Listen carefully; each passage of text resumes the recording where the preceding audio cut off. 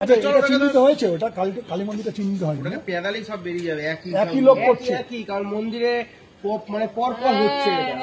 কালী মন্দিরে তো আরো বিচ্ছিরি অবস্থা, মা কালী ওরা কি করেছে ঢুকতে পারেনি তো, ওরা এখন টান দিয়ে ঠাকুর পড়ে গেছে, ঠাকুর পড়ে গেছে।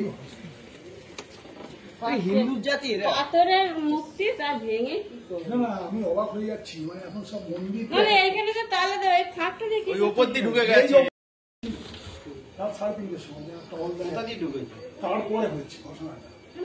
এখন এই ফাঁক দিয়ে ঢুকেছে, তালা রয়েছে। হ্যাঁ ঢুকলো কোনটা দিয়ে? ও এখানে পা দিয়ে ঢুকে কি নেবে ওটা ভেবেছে সোনা। রাত 3:30টার পরে এটা ঘটেছে, 3:30 পর্যন্ত মুকুটটা ছিল। আচ্ছা, তারপরে মুকুটটা চুরি হয়ে গেছে রাত 3:30টার পরে।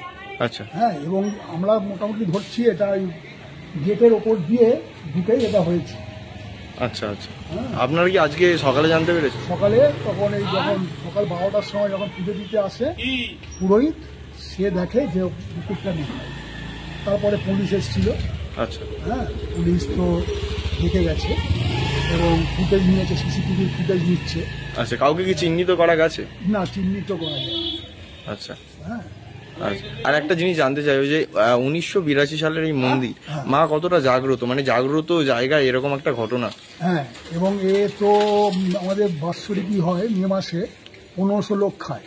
আচ্ছা, 1500 থেকে 2000 লোক এই রাস্তায় চেয়ার টেবিল পেতে খাওয়ানো হয় এবং খুবই জাগ্রত। হ্যাঁ, তো পুরো মানে আপনারা কতটা মর্মাহত এই ঘটনায়? মানে মায়ের, আমরা দেখেছি যে ঘোষপাড়ায় এরকম একটা ঘটনা ঘটলো, মাতৃ প্রতিমা ভেঙে দিল, তারপর একেবারে শোনাতেই একই কাছাকাছি জায়গাতে এরকম একটা ঘটনা। হ্যাঁ, আমরা তো খুবই মর্মাহত। যে সবচেয়ে বড় কথা যে এটা এত বছর যেটা হয়নি, এটা হয়েছে, এটা আমরা সত্যি খুব মর্মাহত। আচ্ছা, হ্যাঁ, আপনার নাম? আমার নাম বিশ্বনাথ চন্দ্র। আনুমানিক কত টাকার রূপো ছিল ওখানে? মানে মোটামুটি ধরুন 1000-10 টাকা তো হবে।